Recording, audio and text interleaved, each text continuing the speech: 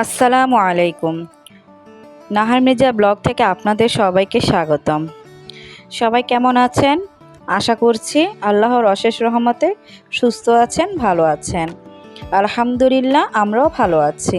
আরও একটি নতুন ভিডিও দেখার জন্য আপনাদের সবাইকে আমন্ত্রণ জানাচ্ছি।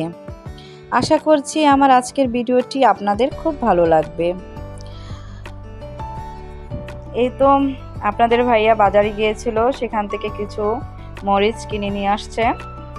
তো মরিচগুলি দেখে আমার খুবই ভালো লাগলো। আর যেহেতু কাঁচা মরিচ 5 কেজি নিয়ে আসছিল, তো এখন সেগুলিকে ধুয়ে মুছে ভালো করে শুকিয়ে নিব। আর এগুলি শুকাতে আমার প্রায় 7 দিন সময় লেগেছে। আর এই তো মরিচ শুকানোর পরে এই তো এরকম। তবে ছাদে যেহেতু রৌদ্র দিয়েছিলাম, তখন আর কি একটু ধুলো ধুলো হয়ে গিয়েছিল।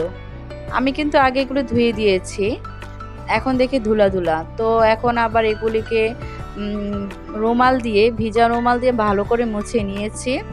এখন আবার একটু টেলে নিচ্ছি, যাতে যদি পানি থাকে শুকিয়ে যাবে। আর একটু টেলে নিলে কি চিলি ফ্লেক্সটা তৈরি করতে একটু গ্রান হয়, এই জন্য আর কি আমি একটু টেলে নিচ্ছি। মানে আমি এভাবেই তৈরি করি। এই তো এখন এগুলি ভালো করে আস্তে আস্তে 2-3 বারে ভেজে নেব। আপনারা যারা এখনও আমার ভিডিওটা দেখছেন, প্লিজ আমার ভিডিওতে একটি লাইক দিয়ে দিবেন। আপনাদের একটা লাইক আমার ভিডিওকে অনেকের কাছে পৌঁছে দিতে সাহায্য করবে। আর খুব বেশি ভালো লেগে থাকলে তাহলে আমার ভিডিওটির চ্যানেল সাবস্ক্রাইব করে দিবেন। সাবস্ক্রাইব করে পাশে থাকা বেল বাটন অপশনটিকে প্রেস করে দিবেন, যাতে করে আমি কোনো ভিডিও ছাড়লে সাথে সাথে আপনার কাছে নোটিফিকেশন চলে যায়। আর যারা অলরেডি করে দিয়েছেন, আপনাদের সবাইকে অসংখ্য ধন্যবাদ। তো এই তো এখন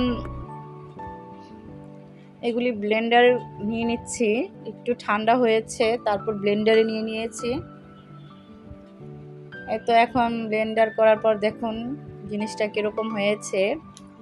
এই তো মাশাআল্লাহ, জিনিসটা ভালোই সুন্দর হয়েছে চিলি ফ্লেক্সগুলি। আর এই চিলি ফ্লেক্সটা ঘরে করে রাখলে মনে করেন যে আমি যে মাঝে মাঝে যে রান্নাবান্নাটি করি বা আমি অন্য অন্য খাবারে এটা দিতে পারি, এই জন্য আর কি তৈরি করে রাখা। আপুদের ভাইয়াদের প্লিজ অতি রিকোয়েস্ট করে বলছি, আমার চ্যানেলটার পাশে থেকে আমাকে এগিয়ে যাওয়ার চেষ্টা করো।